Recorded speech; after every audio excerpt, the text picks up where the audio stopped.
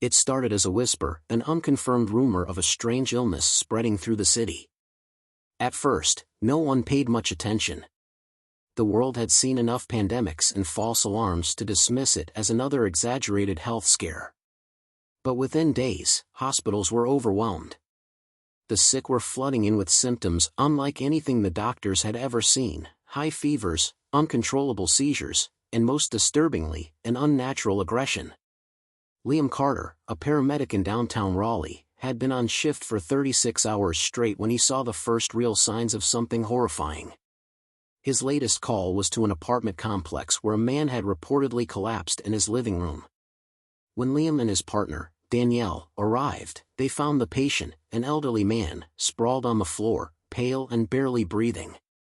His skin was ice cold, yet his eyes twitched behind closed lids. "Sir, can you hear me?" Liam asked, kneeling beside him. The moment his gloved fingers touched the man's wrist, the old man's eyes snapped open. Yellow, bloodshot, and filled with something animalistic. Before Liam could react, the man lunged, teeth sinking into Danielle's arm. She screamed, struggling to free herself as blood poured down her sleeve. Liam grabbed his radio with shaking hands. "This is Medic Unit 7. We have an..." Danielle's screams cut off as the old man tore a chunk from her neck. Liam fell backward, horror freezing him in place as his partner collapsed, twitching. The man turned toward him, blood dripping from his mouth. Liam scrambled to his feet and ran. By the time he reached his ambulance, a crowd had gathered, drawn by the commotion. Some had their phones out, recording. "Help her," someone shouted. Liam turned back just in time to see Danielle rise to her feet, her head lolling unnaturally to one side. Blood poured from her wound, yet she took an unsteady step forward. Then another. And then she lunged at the closest bystander. Screams erupted. People scattered, but Danielle was fast, tackling a woman to the pavement. Her teeth sank into the woman's face, and suddenly, the street was a scene from a nightmare. Liam didn't stay to watch. He jumped into the ambulance, slammed the doors shut, and hit the gas. The radio crackled to life. "All units, be advised, widespread violence reported, citizens attacking each other." Static. Then, containment efforts, failing. The city was on fire. Across town, Olivia Reynolds had been finishing her shift at a local diner when the first infected stumbled in. The man, covered in blood, collapsed against the counter. The manager, thinking he had been in an accident, rushed forward. "Sir, are you?" The man lifted his head, snarling like a rabid animal, and Olivia saw his eyes, feral and hungry. He lunged. Chaos erupted as the man tore into the manager's throat, spraying blood across the white tile floor. Customers screamed and fled. Olivia grabbed a metal tray and swung it as hard as she could, cracking the attacker across the skull. He barely flinched. More screams from outside. Olivia turned and saw dozens of people running past the diner windows, chased by others covered in blood. It was spreading. Her heart pounded as she grabbed her coworker's arm. "We have to go. Now." The streets were no longer safe. By nightfall, the city of Raleigh had become a slaughterhouse. And this was only the beginning. Liam gripped the steering wheel of the ambulance so tightly his knuckles turned white. The siren blared above him, but the streets of Raleigh were already lost to chaos. People ran in every direction, their terrified screams blending with the distant sound of gunshots. In the rearview mirror, he could still see Danielle's blood-soaked face, her dead eyes staring blankly as she tore into her victim. He needed to get out of the city. His radio crackled again, this time with more frantic voices. "Containment has failed. Repeat, do not engage the infected. Head to designated safe zones." A loud crunch shook the vehicle as something crashed into his side. Liam barely had time to react before he saw what had hit him, a sedan, its windshield shattered, its driver slumped against the wheel. Blood trickled from the man's forehead, but worse than that, he was moving, jerking, like something was trying to get out of his body. Liam's stomach twisted. He didn't wait to see what happened next.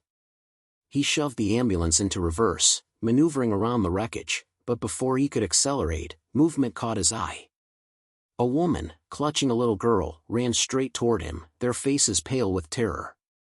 "Please," the woman banged on his window. "Let us in. They're coming."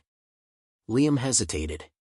The rules, his training, told him not to take in civilians during an emergency. But this wasn't a normal emergency. Behind them, a horde rounded the corner. Not one or two, but dozens of infected, their twisted bodies jerking unnaturally as they sprinted forward like a pack of starving wolves. Liam threw the passenger door open. "In. Now." The woman wasted no time, hauling her daughter inside just as the first infected reached them. Liam slammed the door shut and stomped on the gas. The ambulance roared forward, plowing through the mob. The little girl screamed as bodies crunched beneath the wheels. Liam didn't look back. Across town, Olivia sprinted through the streets, her coworker, Nate, panting beside her. They had barely made it out of the diner before it was overrun. Now, the city was a living nightmare. They ducked into an alleyway, pressing themselves against the cold brick wall as more infected swarmed past, their guttural growls filling the air. Olivia clutched the metal tray she had grabbed earlier, her only weapon. Nate was shaking. "This can't be real," he whispered. "This can't." A noise from behind made Olivia whirl around. A man staggered into view. He wasn't like the others, his eyes still had life in them, his chest heaving. He was wounded, his leg torn open, but he was still human. "Help me," he rasped, stumbling forward. Nate moved first, reaching out, but Olivia yanked him back. She had seen what happened to the manager. The man's body stiffened suddenly. His breath hitched. Then, in one violent motion, his back arched unnaturally, his fingers twisting into claws. His eyes turned lifeless. "Run!" Olivia screamed. The man lunged, snarling. Olivia swung the tray as hard as she could, cracking him across the temple. He collapsed, but more shadows appeared at the mouth of the alley. They weren't alone. Grabbing Nate's arm, Olivia bolted. They ran blindly, dodging abandoned cars and bodies, both dead and undead. Somewhere in the distance, explosions rocked the skyline. A helicopter roared overhead. The government was losing control. This wasn't just the city's problem anymore. The world was falling. By midnight, the military had issued full lockdown orders. Troops were deployed to contain the outbreak, but it was too late. The infection was spreading faster than anyone could have predicted. And by dawn, civilization as humanity knew it would cease to exist. The sky over Raleigh was thick with smoke. Fires raged uncontrolled, and the distant sound of gunfire echoed through the once thriving city. The military had moved in, but instead of saving lives, they were struggling to survive themselves. The infected were everywhere, attacking soldiers as mercilessly as they did civilians. Liam weaved through the wreckage-littered streets, gripping the steering wheel so tightly his fingers ached. The woman and her daughter sat in the passenger seat, silent except for the child's quiet sobs. The mother, Megan, she had told him, kept glancing out the window, flinching at the horrors unfolding outside. "We need to get somewhere safe," she said, her voice shaky. Liam exhaled sharply. Safe doesn't exist anymore. Ahead, a military barricade blocked the road, soldiers positioned behind concrete barriers. Tanks and Humvees lined the street, their mounted guns swiveling toward the approaching ambulance. Liam slowed, rolling down his window and waving an arm. "We need help. There's a child in here." One of the soldiers hesitated, but before he could respond, a new scream rose from behind the barricade. The soldiers turned just in time to see their own men being overwhelmed. The infected swarmed in from a side street, tackling troops to the ground in a frenzy of teeth and blood. The barricade collapsed in an instant, and the flood of undead poured through. "Hold the line," an officer bellowed, but it was useless. Liam slammed the ambulance into reverse just as a soldier was pulled down and torn apart.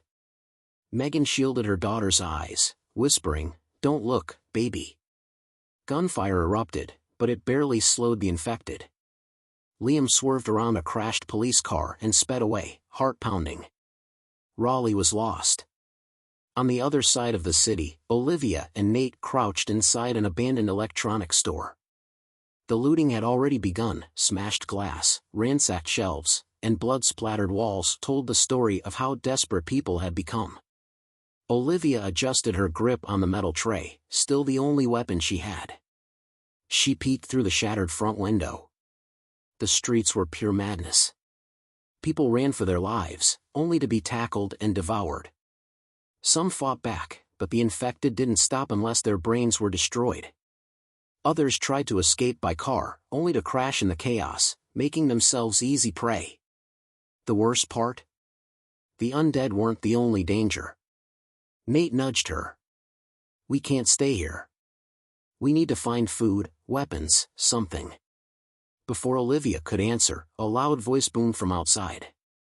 A group of men, survivors, stood in the street. They were armed, but their weapons weren't aimed at the undead. They were aimed at another group of people. "This is our city now," one of them declared. "Hand over your supplies, and maybe we'll let you live." The other survivors hesitated. A gunshot rang out. One of them dropped. The rest scattered, but the armed men laughed, opening fire on anyone who ran.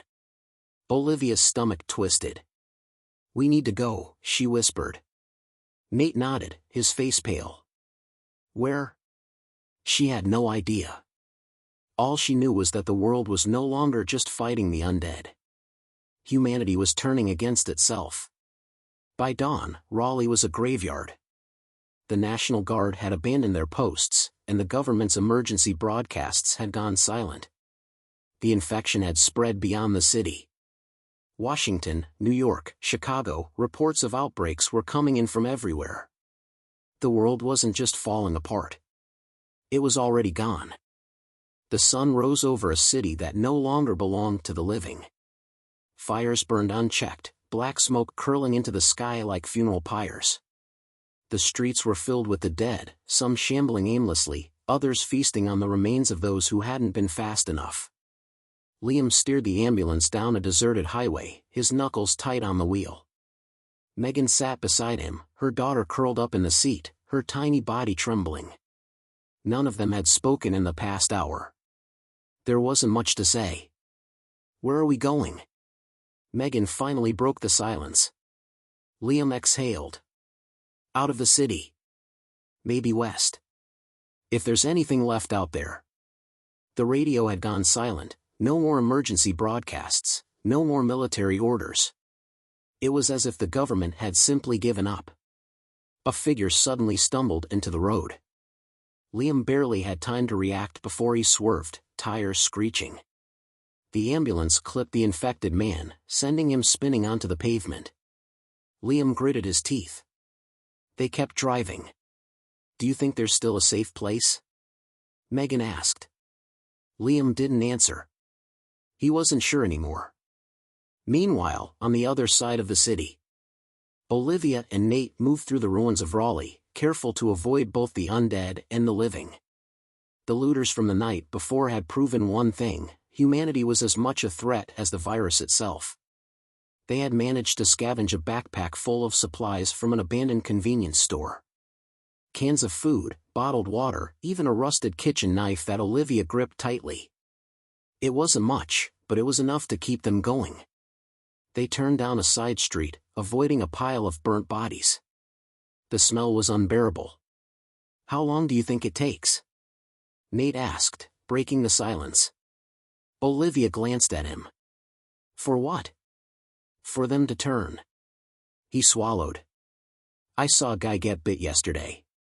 He didn't change right away. It took a few minutes." Olivia's grip on the knife tightened. "It's different for everyone." She had seen it firsthand. Some people turned in seconds, others took minutes. But the result was always the same. They weren't human anymore. A noise ahead made them freeze. A group of survivors stood at the end of the street, armed with bats and crowbars. Olivia and Nate ducked behind an overturned car, watching. "They're not looters, Nate whispered. They look normal. The group was gathered around a map, talking quietly. One of them, a woman with a blood-stained jacket, pointed towards something in the distance. Olivia strained to hear. Military outpost. Northwest of here. Nate's eyes widened. Did you hear that? A safe zone. Olivia wasn't sure she believed it, but it was the first real hope they had found. She met Nate's gaze. We're going. Back on the highway. Liam slowed the ambulance as they approached a gas station on the outskirts of the city. The place looked abandoned, but he knew better than to trust appearances. We need supplies, he said, pulling over. Megan nodded. I'll stay with her. She placed a protective hand on her daughter's shoulder. Liam grabbed a tire iron from the back and stepped outside. The air was eerily still. The gas station doors hung open, swaying slightly in the breeze. Inside, shelves were overturned, their contents scattered. He moved carefully, his footsteps echoing against the tiled floor. A low growl came from behind the counter. Liam froze. A figure lurched forward, crawling over the counter. Its face was half-eaten, jaw unhinged, eyes cloudy and lifeless. Liam swung the tire iron. The impact sent the infected crashing to the ground, twitching. He raised the weapon again, bringing it down with a sickening crunch. Silence. He exhaled, wiping sweat from his forehead. This was the world now. No rules. No second chances. Just survival. By nightfall, Liam, Megan, and Olivia's group were all moving toward the same destination. The last rumored safe zone. But in a world where the dead ruled, hope was a dangerous thing to have. And not everyone would make it. The gas station had been a brief stop, but it had reinforced a grim reality: nowhere was truly safe. Liam secured what little supplies he could find and hurried back to the ambulance, keeping an eye on the growing number of infected shambling in the distance. Megan sat in the passenger seat, holding her daughter close. The little girl had finally drifted into a restless sleep, her tiny fingers clinging to her mother's shirt. We should keep moving, Megan said softly, her voice tired. Liam nodded. He didn't need to be told twice. As they pulled back onto the highway, the desolation stretched before them: abandoned cars, scattered belongings, and the occasional lifeless body. Some had turned, others never got the chance. The world was one giant graveyard now. The escape from Raleigh. On the other side of the city, Olivia and Nate followed the group of survivors they had overheard. The leader, a woman named Sarah, had given them two choices. You can come with us, she had said, gripping a blood-stained crowbar, or you can take your chances alone. It wasn't much of a choice. Now, they moved through the ruined city as quietly as possible, heading northwest toward the supposed military outpost. Olivia had her doubts, but at least they had a destination. As they neared the edge of the city, a new sound cut through the eerie quiet. Helicopters. Nate looked up, eyes wide. Rescue? Sarah shook her head. Not likely. They all stopped, watching as two military helicopters roared overhead, heading toward the heart of the outbreak. A moment later, explosions rocked the skyline. Fireballs erupted in the distance, sending shockwaves through the streets. They're not rescuing anyone, Sarah murmured. They're erasing the evidence. The government wasn't trying to save the city. They were trying to contain it. Nowhere left to run. Liam's ambulance rolled to a stop as they reached a bridge leading out of the city. His heart sank. The road was blocked. A massive barricade, abandoned military vehicles, concrete barriers, and a tangle of barbed wire stretched across the bridge. Beyond it, freedom. But standing in the way were dozens of infected. Megan swallowed hard. We can't go back. Liam tightened his grip on the steering wheel. Then we go through. Before Megan could protest, he floored the gas pedal. The ambulance roared forward, slamming into the first wave of undead. Bodies crunched against the metal, some thrown aside, others caught beneath the tires. The vehicle shuddered as the barricade came closer. Hold on. With a thunderous crash, the ambulance smashed through the abandoned Humvees, tearing past the barrier in a hail of twisted metal and broken glass. Liam barely managed to keep control as they skidded onto the open highway. Behind them, the city of Raleigh burned. They had escaped, for now. Hope is a lie. Hours passed. The highway was desolate, the occasional wreckage the only sign that civilization had ever existed. They passed through small towns, but all were the same, empty, lifeless, overrun. And still, there was no sign of a safe zone. Megan checked the map. It should be here. The outpost. Liam slowed the vehicle as they reached their destination. The supposed military safe zone was a smoking ruin. Bodies littered the ground, some in uniform, others civilians who had made it this far only to die. Blood was smeared across the walls of a makeshift barricade, now broken. There had been a battle. And the dead had won. Megan's breath hitched. No, no, no, no.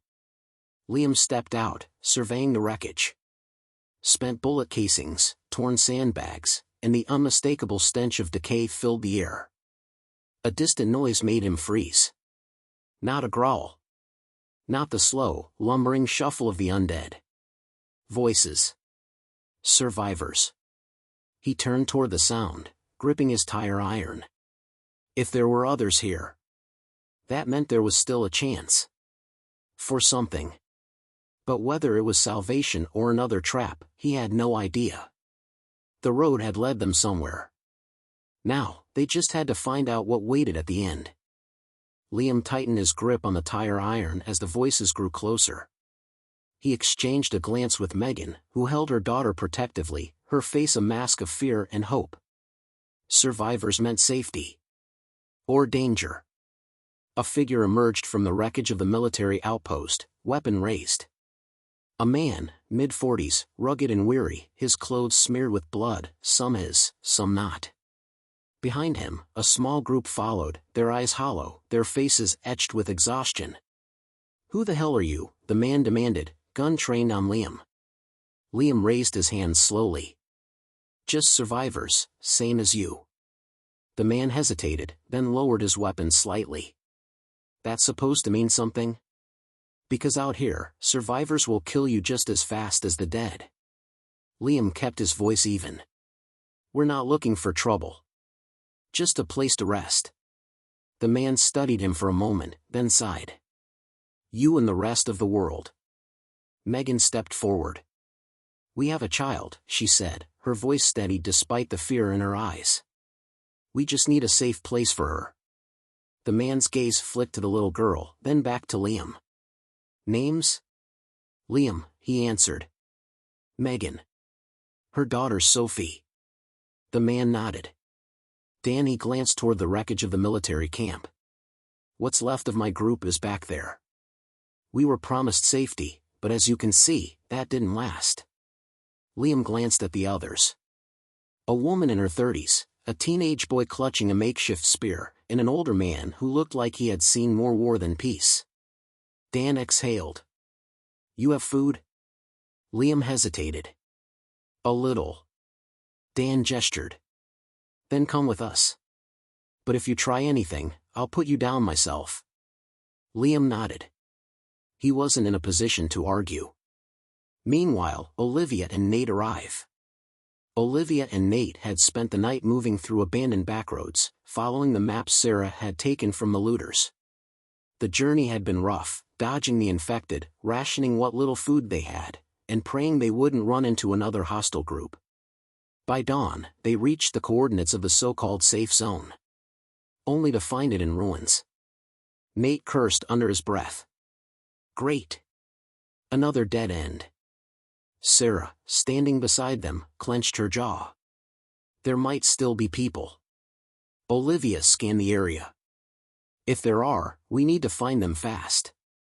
The dead will be here soon. Movement near the wreckage caught her eye. People. Armed. And among them, Liam. Her breath caught. I know that guy. Sarah raised an eyebrow. Friend or enemy? Friend. Olivia exhaled. At least, he was before the world ended. They approached cautiously, weapons ready but lowered. As soon as Liam spotted Olivia, his eyes widened in shock. "Olivia?" She nodded, relief washing over her. "Guess the world isn't done with us yet." Liam let out a dry chuckle. "Yeah. Lucky us." Dan stepped between them. "You know each other?" Olivia nodded. "We were EMTs together." Dan studied them both, then sighed. "All right. You're in." But before anyone could celebrate, a low, guttural moan cut through the morning air. They turned. A horde. Shambling toward them from the tree line. Dan cursed. "Everyone, inside. Now." The survivors scrambled into the remains of the outpost, barricading what little they could. Liam grabbed Olivia's arm. "Got any bright ideas?" She glanced at the thinning walls, the limited ammo, and the sheer number of undead. Yeah. They were screwed. Nowhere left to run.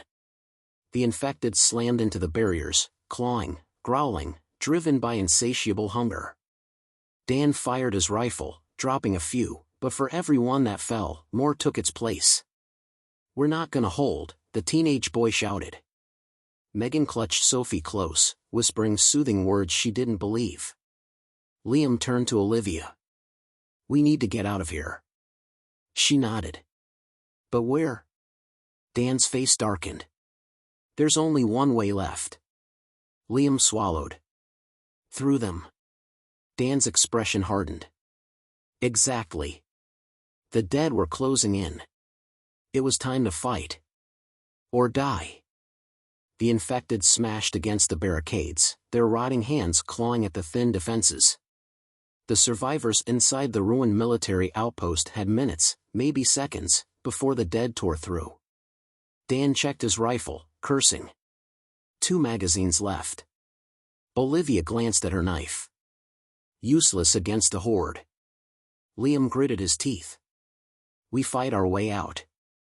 We don't have a choice." Dan nodded. "We go through them, head west toward the hills. Less cover, but fewer places for them to corner us." Megan held Sophie tightly, her voice trembling. "She won't make it through that." Liam crouched beside her, speaking softly. "She has to." A thunderous crash echoed through the compound as part of the barricade gave way. The dead poured in. The battle for survival. Dan fired into the crowd, each shot precise, but it wasn't enough. The infected kept coming, pushing forward like a relentless tide. "Go, go!" Olivia yelled, shoving Nate toward the exit. Liam led the charge, swinging a crowbar into the nearest infected skull, sending it crumpling to the dirt. He yanked Megan along, keeping her and Sophie shielded as they ran for the broken gap in the fence. Dan covered their retreat, unloading his last rounds. "Move!" The survivors sprinted through the breach, cutting a path toward the tree line. Sarah tripped. A walker grabbed her ankle. She screamed. Olivia spun, stabbing her knife into the infected's eye socket. She yanked Sarah up, blood streaked across both their arms. They ran. The dead followed. No safe place left. By the time they reached the hills, the sun was dipping below the horizon, casting eerie shadows over the wasteland. Liam stopped, catching his breath. They had lost 2 people, an older man and the teenage boy. They hadn't even had time to mourn. Dan wiped sweat from his forehead, scanning the empty land ahead. "This isn't gonna last. They'll keep coming." Megan looked at Sophie, who was barely conscious from exhaustion. "She needs food. Water." Olivia turned to Liam. "What now?" Liam looked at the group, scarred, tired, barely clinging to life. There was no more safe zone. No more rescue. Only survival. He exhaled, the weight of the world pressing on him. "We find a place. We make our own safe zone. We don't stop." Dan nodded. "Then we better start walking." The group turned west, heading toward an uncertain future. Behind them, the city burned, and the dead still roamed. But as long as they kept moving, they weren't lost yet. They were still alive. And in this new world, that was all that mattered. The end, for now.